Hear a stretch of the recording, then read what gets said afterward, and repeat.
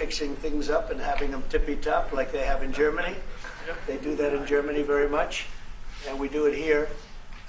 We're having a very good run. I also had a great election, great win, won everything. Won the popular vote, all 7 swing states, which is a big deal. It's pretty unusual to do that. And we have a great mandate from the people, and part of our mandate is we're going to have a great relationship with your country. So I just want to thank you very much for being here, and if you'd like to say a few words. Absolutely. So, thank you, first of all, Mr. President, for your kind invitation to come to Washington, D.C. I was in this building first time ever in 1982, I told you, when former President Ronald Reagan was in office. So I'm very happy to be here again and to offer our close cooperation with the United States of America. We are having so much in common, our history. We owe the Americans a lot. We will never forget about that. And so with your German provenance, I think this is a very good basis for close cooperation between America and Germany. So again, thank you. Thank you for the hospitality, and thank you for having your guest house for a night. This is a great place. Great place. Many thanks for that. I really enjoyed it. Thank you. It's a wonderful place. It's a landmark also. And Blair House, it's a nice place to stay. But thank you very much for saying that. Would you have any questions, please? Mr. President, on your new travel ban, why now? And if the Boulder attack was part of your reasoning, why not include Egypt on that list where the suspect is from? Well, because Egypt has been a country that we deal with very closely. They have things under control. The countries that we have don't have things under control. And why now? I can say that it can't come soon enough, frankly.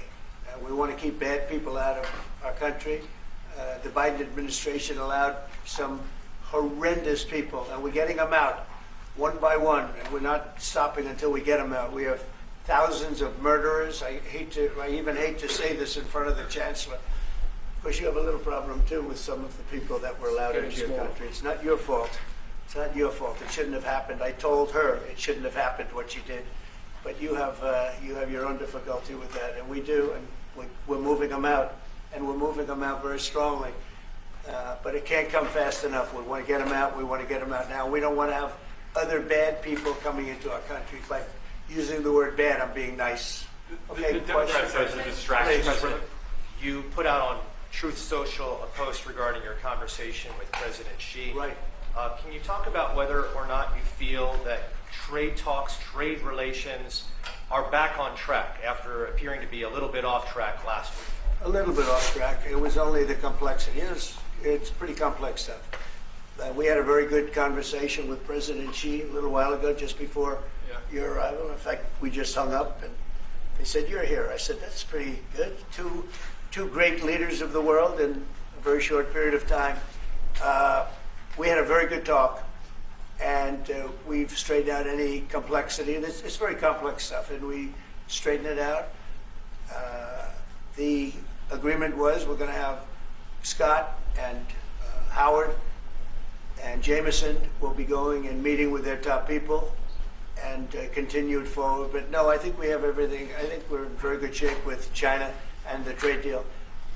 We have a deal with China, as you know, but we were straightening out some of the points having to do mostly with rare earth, magnets, and some other things. So those reduced trade tariff rates, they remain in effect? Yeah, we have the deal. I mean, we've had a deal. We announced the deal, and we'll be, I guess you could say, I wouldn't even say finalizing it up, Scott. I would say we have a deal, and we're going to just make sure that everybody understands what the deal is. Okay? We had a really good conversation. By the way, he invited me to China, and I invited him here. We both accepted. So I'll be going there with the First Lady at a certain point, and he'll be coming here, hopefully, with the First Lady of China. Go ahead, please. Did you talk about the Chinese students? Are you allowing them to come to the US? No, Chinese students are coming. No problem. No problem. Okay, it's our honor to have them, frankly. Look, we want to have foreign students, but we want them to be checked. You know, in the case of Harvard and Columbia and others, all we want to do is see their list. There's no problem with that. This is anybody outside of our country, international students. Because when we see some of the people that we've been watching, we say, where do these people come from? How is that possible? No, we want to have foreign students come. We're very honored by it, but we want to see their list. Harvard didn't want to give us the list. They're going to be giving us the list now. I think they're starting to behave, actually, if you want to know the truth. Okay, Mr. President. Yeah, please.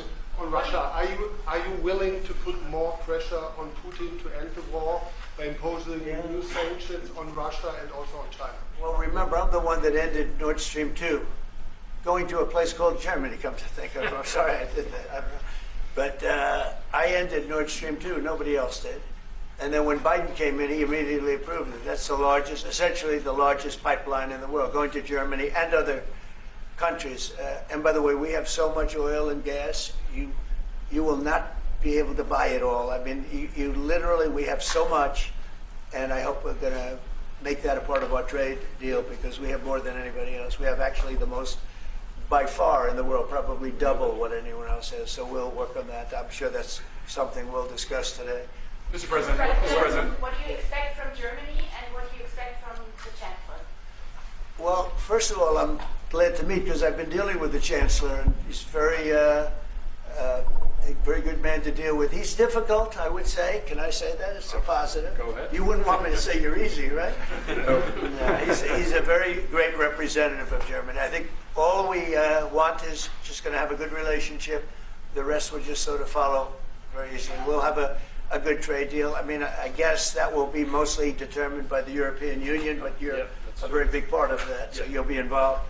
But we'll end up hopefully with a trade deal or we'll do something, we'll do the tariffs. I mean, I'm okay with the tariffs or we make a deal with the trade, and I guess that's what we're discussing now. Mr. President. Mr. President. Back there, please, go ahead. Mr. President? No, Okay. Is Germany I've doing had enough enough on of defense, Mr. President?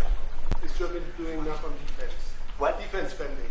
Is Germany doing enough on defense? The Chancellor wants to. Is Germany doing enough? Chancellor wants to spend 3.5. Well, I don't know. I mean, I haven't discussed it very much. I know that you're spending more money on defense now, and quite a bit more money. And that's a positive thing. I'm not sure that General MacArthur would have said it's positive. He wouldn't like it, but I sort of think it's good. You understand what I mean by that? Absolutely, I understand. He made a statement: never let Germany rearm. And I said, I always think about that when he says, sir, we're spending more money on defense. I say, oh, is that a good thing or a bad thing? I think it's a good thing. But, at least to a certain point. There'll be a point when I'll say, please don't arm anymore, if you don't mind. We'll be watching him. Mr. President, President Biden, Mr. President. Yeah, Biden, you said Biden. Your predecessor dismissed your AutoPen investigations and made all the decisions during his presidency. I'm curious your reaction to his dismissal. Well, look, the AutoPen, I think, is the big scandal. Outside of the rigged election of 2020, I think the biggest scandal of the last many years is the AutoPen. And who's using it? I happen to think I know, okay, because I'm here. And I'm not a big AutoPen person, fortunately. I'm glad. I'm very glad. It's an easy way out. But it's a very bad thing, very dangerous. I sign important documents. Usually when they put documents in front of you, they're important. Even if you're signing ambassadorships, and I consider that important. I think it's inappropriate. You have somebody that's devoting 4 years of their life or more to being an ambassador. I think that person deserves to get a real signature, not an AutoPen signature. And I can tell AutoPen easily. I can look at it. Like two little pinholes from pulling the paper, right? You always see the pinholes. Yeah. It's real easy to tell about AutoPen. I think it's very disrespectful to people when they get an AutoPen signature. Outside, AutoPen to me are used when thousands of letters come in from young people all over the country and you want to get them back. And, people use AutoPens for that, to send a little signature at the bottom of a letter where you have thousands of them. We get thousands of letters a week. And it's not possible to, do. I'd like to do it myself, but you can't do it. To me, that's where AutoPens start and stop. But I'm sure that he didn't know many of the things. Look, he was never for open borders. He was never for transgender for everybody. He was never for men playing in women's sports. I mean, he changed. I mean, all of these things that changed so radically. I don't think he had any idea that frankly, I said it during the debate and I say it now, he didn't have much of an idea what was going on. Mr. President, He shouldn't be. I mean, essentially, whoever used the auto pen was the president. And that is wrong, it's illegal, it's so bad, and it's so disrespectful to our country. Mr. President, Mr. President, will you lead your troops in Germany? And if I may ask a question to the Chancellor to answer in German for the German audience, how has your first encounter been? The answer is yes. We'll talk about that. But if they'd like to have them there, yeah, we have a lot of them, about 45,000. It's a lot of troops. It's a city when you think of it. That's good economic development. They're highly paid troops, and they spend a lot of money in Germany. But the relationship with Germany is very important. Yeah, we'll be doing that. No problem. Can I say a few words in German? Yes, please. So, danke für die Frage.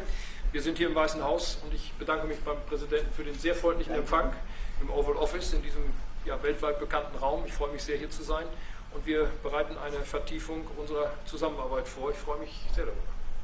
Mr. President, you've made Mr. President. Do you speak English because you speak such good English? Is it as good as your German, would you say? Now, do you it's feel not more my mother comfortable? tongue. No, it's not my mother tongue, but I try to understand almost everything and very to good. speak as good as I can. Very good. You know, Mr. President, you've made it's an achievement, actually. Mr. President, Mr. President, can I follow up on the auto pen? Thank you, Mr. President. The criticism that I've seen, and I'm sure you've seen, regarding Elon Musk and your big, beautiful bill, what's your reaction to that? Do you think it in any way hurts passage in the Senate, which, of course, what is you're seeking? Well, look, you know, I've always liked Elon, and it's always very surprised. You saw the words he had for me, the words of, and he hasn't said anything about me that's bad. I'd rather have him criticize me than the bill, because the bill is incredible. It's the biggest cut in the history of our country. We've never cut. It's about 1.6 trillion in cuts. It's the biggest tax cut. You would say, people's taxes will go way down, but it's the biggest tax cut in history. It's we are doing things in that bill that are unbelievable. And when you look at what we're doing for small businesses, for people, for middle-income people, all of the things that we're doing, nobody's ever seen anything like it. And, you know, Elon's upset because we took the EV mandate, and, you know, which was a lot of money for electric vehicles. And, you know, they're having a hard time, the electric vehicles. And they want us to pay billions of dollars in subsidy. And, you know, Elon knew this from the beginning. He knew it for a long time ago. That's been in there. That's been, I would say, JD, that hasn't changed. That's been right from the beginning, Mr. Secretary. That hasn't changed at all, right from the beginning. But I know that it disturbed him. He wanted, and rightfully, you know, he recommended somebody from that he, I guess, knew very well. I'm sure he respected him, but to run NASA. And I didn't think it was appropriate. And he happened to be a Democrat, like totally Democrat. And I say, you know, look, we won. We get certain privileges, and one of the privileges, we don't have to appoint a Democrat. NASA is very important. We have great people. General Kane is going to be picking somebody with our. We'll be checking him out, seeing. But he wanted that person, a certain person, and we said no. And yeah, I can understand why he's upset. Remember, he was here for a long time. You saw a man who was very happy when he stood behind the Oval desk, and even with the black eye, I said, "Do you want a little makeup? We'll get you a little makeup." But he said, "No, I don't think so," which is interesting and very nice. He wants to be who he is, so you could make that statement too, I guess. Look, Elon and I had a great relationship. I don't know if we're well anymore. I was surprised because you were here. Everybody in this room practically was here as we had a wonderful send-off. He said wonderful things about me. You couldn't have nicer. Said the best things. He's worn the hat. Trump was right about everything. And I am right about the great, big, beautiful bill. We call it a great, big, beautiful bill because that's what it is. And again, biggest tax cuts in history, biggest economic development moves anywhere. We've never done anything like it. Business is spurred. And I don't know if you've seen the numbers, but the numbers came out. Even the CBO, which is run by Democrats, said that we're going to be doing, you know, I'd like you to discuss it, the 2.8 trillion that CBO, this is a group of people that are Democrats. They're very hostile to us. They just came out with phenomenal numbers, what it does. You want to mention that, Scott?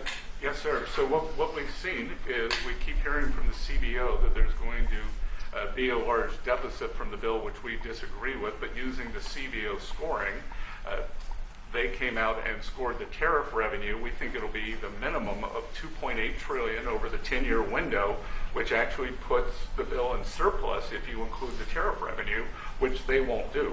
It gives you a tremendous surplus, but we're not allowed to use that.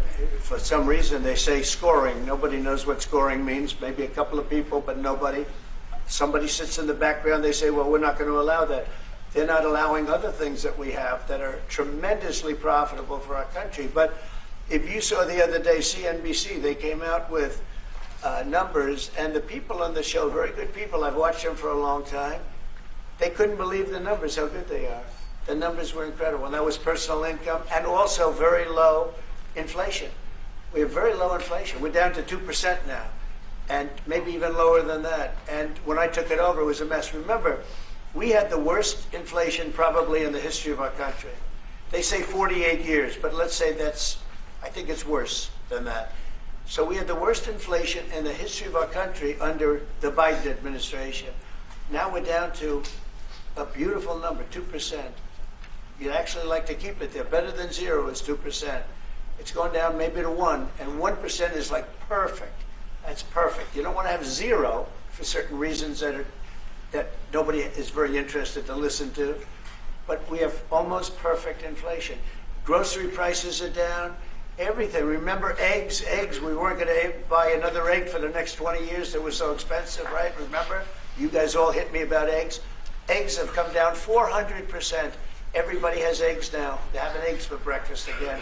But if you look at gasoline, very important. I think always the most important because it's the energy is the biggest factor. That's what happened. He screwed up our energy policy, and everything went up because energy went up.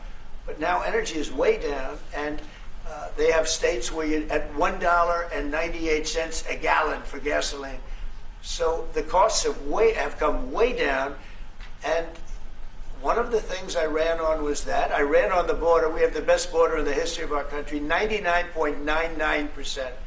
It was last week, 3 people came in, 2 of them for medical reasons. We let them in because one of them had a heart attack. I think it was a nice thing to do, and one of them had something else. So we've never I had very good numbers for 4 years, but we really topped it. And I want to thank Christie and Tom Homan. They've done a fantastic job, but nobody mentions that anymore. Remember, a few months ago, the border was a total disaster. People were coming in by the hundreds of thousands of people a day, a week, a month. I mean, we had a month, 2 million people came in 1 month. The border was being overrun, and a lot of bad people, criminals, murderers, drug dealers. We had some of the worst people in the world coming in from all over the world. It's totally closed. And you know what? People are coming into our country, but they're coming in legally. So we've done a great job. Elon knew that. Elon endorsed me very strongly. He actually went up and campaigned for me. I think I would have won. Susie would say I would have won Pennsylvania easily anyway, even if the governor ran, the real governor, not the governor from Minnesota, he's a sick puppy, that guy. That poor guy, I feel sorry for him. But they made a bad choice with him. But if you pick Shapiro or anybody else, I spoke to him recently about his house being set on fire, which was terrible. But if they picked him, I would have won Pennsylvania. I won it by a lot. But I'm very disappointed because Elon knew the inner workings of this bill better than almost anybody sitting here, better than you people. He knew everything about it. He had no problem with it. All of a sudden he had a problem. And he only developed the problem when he found out that we're going to have to cut the EV mandate, because that's billions and billions of dollars. And it really is unfair. We want to have cars of all types. Electric, we want to have electric, but we want to have a gasoline, combustion. We want to have different. We want to have hybrids. We want to have we want to be able to sell everything. And when that was cut, and Congress wanted to cut it, it became a little bit different. And I can understand that. But he knew every aspect of this bill. He knew it better than almost anybody. And he never had a problem until right after he left. And if you saw the statements he made about me, which I'm sure you can get very easily, it's very fresh on tape. He said the most beautiful things about me. And he hasn't said bad about me personally, but I'm sure that'll be next. But I'm very disappointed in Elon. I've helped Elon a lot. To that end, Mr. President, I just want to clarify, did he raise any of these concerns with you privately before he raised them publicly? And this is the guy you put in charge of cutting spending. Should people not take him seriously about spending now? Are you saying this is all sour grapes? No, he worked hard and he did a good job. And I'll be honest, I think he misses the place. I think he got out there and all of a sudden he wasn't in this beautiful Oval Office, and he's got nice offices too. But there's something about this one. I was telling the Chancellor, this is where it is. People come in here, even from Germany. They come in and they walk into the Oval Office, and it's just a special place. It's, you know, World War I, it started and it ended here, and World War II, and so many other things. Everything big comes right from this beautiful space. It's now much more beautiful than it was 6 months ago. A lot of good things are happening in this room. And I'll tell you, he's not the first. People leave my administration and they love us. And then at some point they miss it so badly, and some of them embrace it and some of them actually become hostile. I don't know what it is. It's sort of Trump derangement syndrome, I guess they call it. But we have it with others too. They leave and they wake up in the morning and the glamour's gone, the whole world is different, and they become hostile. I don't know what it is. Someday you'll write a book about it, you'll let us know. Yeah. Mr. President, speaking of ending wars in this room, you were very critical of Vladimir Putin a couple of days ago. What kind of play is he playing with respect to what are his Well, look, he got hit. He's been doing hitting, so I understand it. But he got hit hard, and I don't think he's playing games. I think I've always said he wanted the whole thing. I thought he wanted the entire, everything having to do with Ukraine. That's something that would have never happened if I were president. The election was rigged. I didn't get to be president, but I got to be president now. And I think it's a much more important presidency. Other than a couple of things like that, the war would have never happened. The war with Ukraine, with Putin, would have never happened, ever, not even a chance. And it didn't happen for 4 years. And it wasn't thought of. I used to talk to him about Ukraine a lot. It was the apple of his eye, but he would have never done what he did. And I think mistakes were made by him, but I think mistakes were made by other people. The president should have never allowed that war. Biden should have never allowed that war to happen. If you had the right guy in here, that war would have never happened. Israel would have never happened with Hamas. That would have never happened. The attack on Israel would have never happened because Iran was broke. They had no money. They had no money to give to Hamas or Hezbollah or anybody else. And all of that would have never happened. Inflation wouldn't have happened. It was caused mostly by energy. And the Biden administration messed up my great energy policy. We were down into the 190 a gallon, and it would have never happened. It was caused by energy and their bad spending on the Green New Scam and other things that they spent on.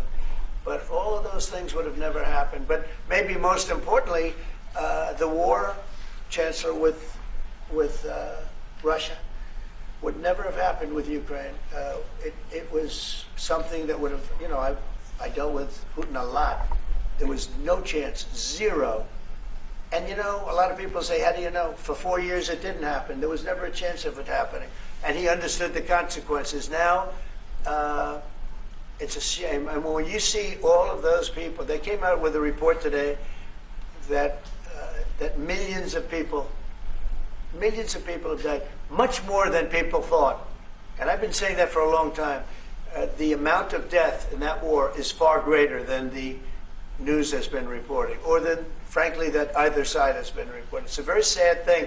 And I can tell you, just speaking for the Chancellor, because we speak about it, he feels the same way. He wants to see it ended. Would you like to say something? Absolutely. And I'm here, Mr. President, to talk with you later on how we could contribute to that goal. And we all are looking for measures and for instruments to bring this terrible war to an end.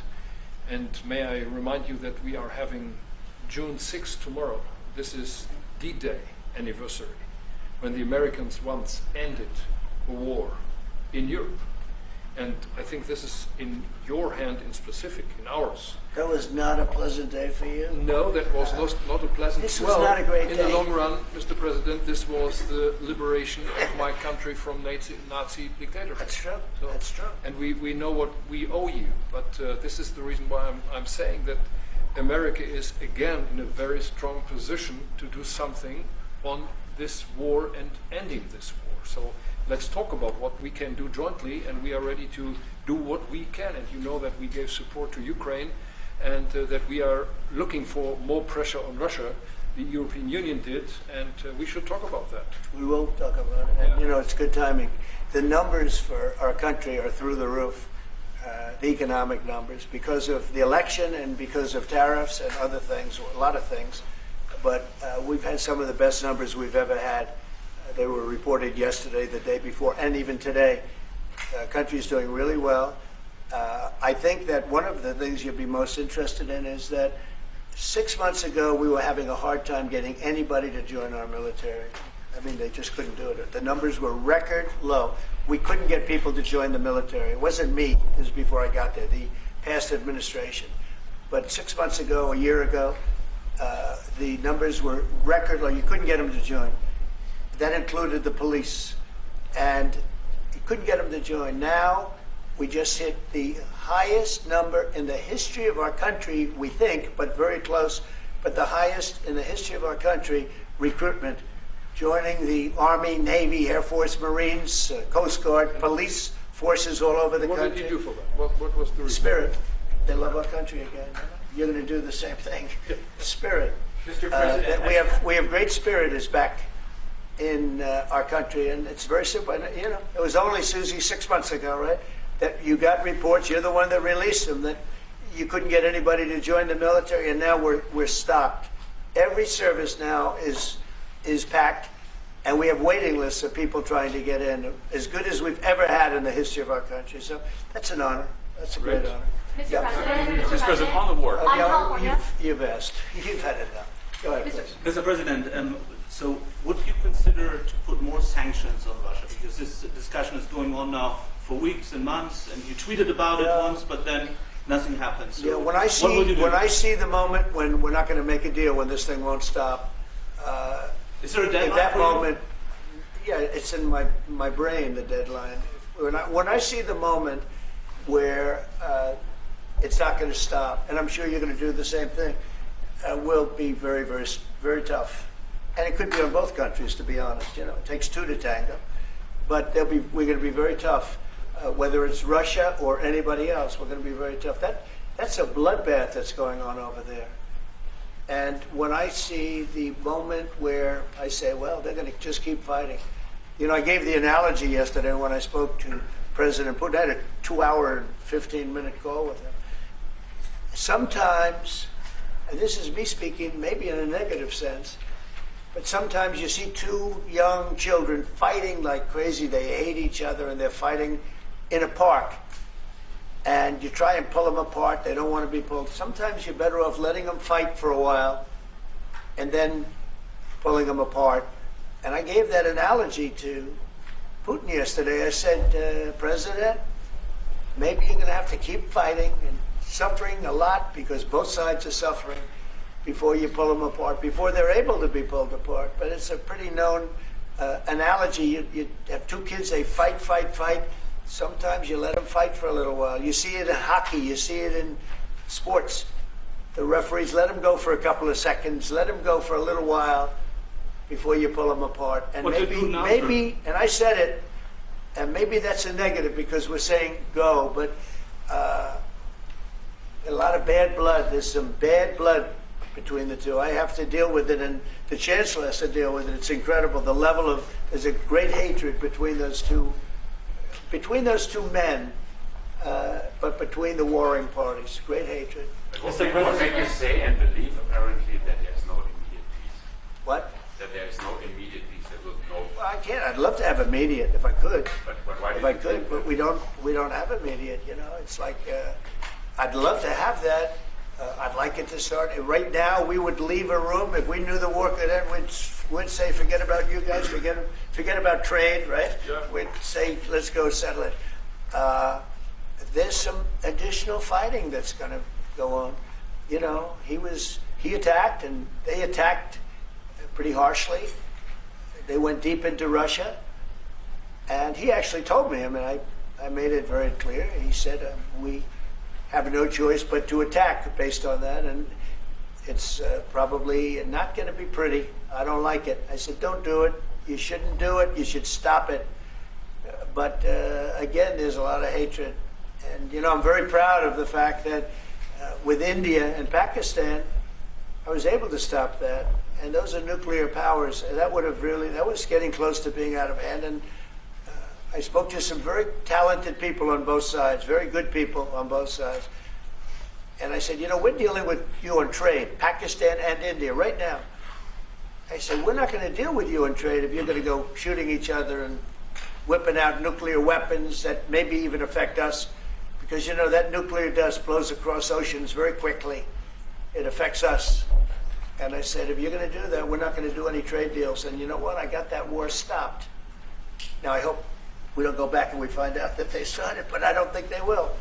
They were both good. They were well represented. I want to congratulate both countries because, as you know, the leader of India, who's a great guy, was here a few weeks ago. We had some great talks. We're doing a trade deal. And Pakistan, likewise. They have very, very strong leadership. Some people won't like when I say that, but, you know, it is what it is. And they stopped that war. Now, am I going to get credit? I'm not going to get credit for anything. They don't give me credit for anything. But nobody else could have done it. I stopped it. I was very proud of that. I wish we could do the same thing with Ukraine and Russia. And at some point it'll happen. I believe that. And if it doesn't happen, or if I see somebody's out of line, if Russia's out of line, you'll be amazed how tough. Remember this. They like to say that I'm friends with Russia. I'm not friends with anybody. I'm friends with you. I'm not friends with that. I want the right thing to happen for our country, for everybody, for humanity. But I'm the one that stopped the pipeline. It's called Nord Stream 2. Until I came along, nobody ever heard, not one person in this room ever heard of Nord Stream 2. You probably did, yes, because it went to Germany. He's the only one that heard. This was a mistake. But I stopped him. I stopped it. Yeah, and you've said that openly. Yeah. It was a mistake because, and I used to go with Angela. I'd say, well, wait a minute. We're spending all this money to defend you against Russia, and then you're giving Russia billions of dollars a month. What kind of a deal is that? You know, which was, but you said it better than anybody else. I appreciate it. But I'm the one that stopped it. And that was the biggest economic development job, if you want to call it that, in the history, think of it, in the history of Russia. That was a massive, it's the biggest pipeline in the world. Going to go all over Europe, not only to Germany. You know, they were Germany, but then they were branching off all over to Europe. Nobody ever heard of, not one person of you heard of it. And I stopped it. It was dead. And then they say, I'm friends with Putin. I got along with him. He respected me, I respected him. It would have never happened. But I stopped Nord Stream 2. When Biden came in, almost the first week, he approved it. He let it be built. And then they say that I wasn't tough on Russia. Putin said to me, you know, you're not tough on Russia. You stopped the biggest, most important job we've ever done. You stopped it. And Biden came in and he let it be built. And I'll tell you what, I will never forget the day. I had it totally stopped. They weren't building. They gave up on it. They weren't able to. And then Biden came in and he let him build. I couldn't believe it. Okay, one or two questions more, please. Any questions? Any questions for the Chancellor?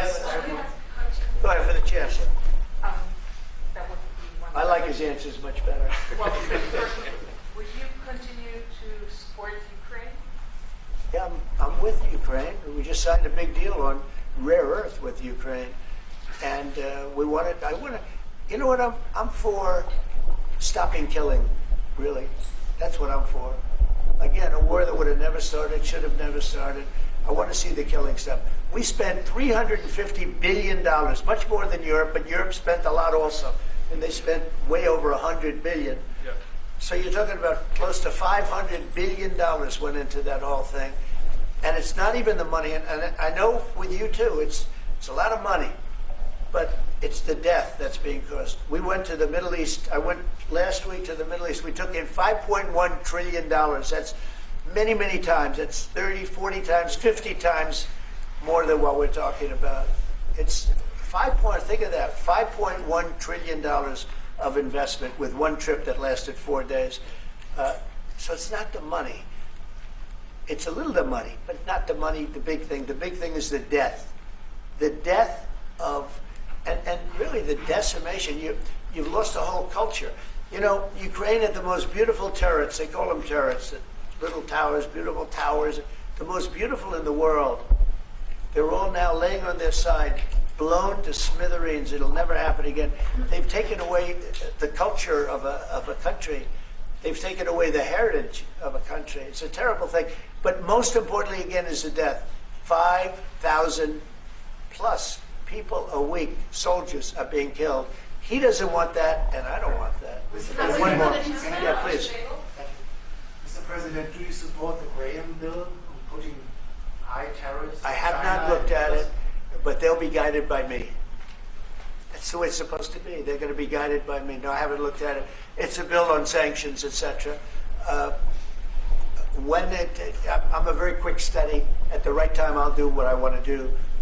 But it could very well be okay. I'll have to see. But they're waiting for me to decide on what to do, and I'll know maybe very soon.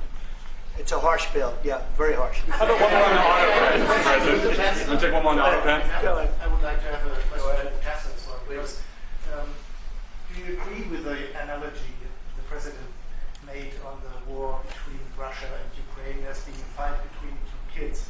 Is that how you view that as well?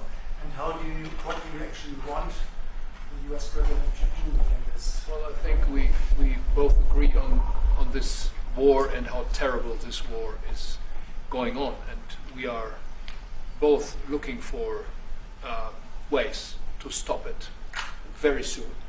And I told the President before we came in that he is the key person in the world who can really do that now by putting pressure on Russia. And we will have this debate later on again, how we can proceed jointly between the Europeans and the Americans.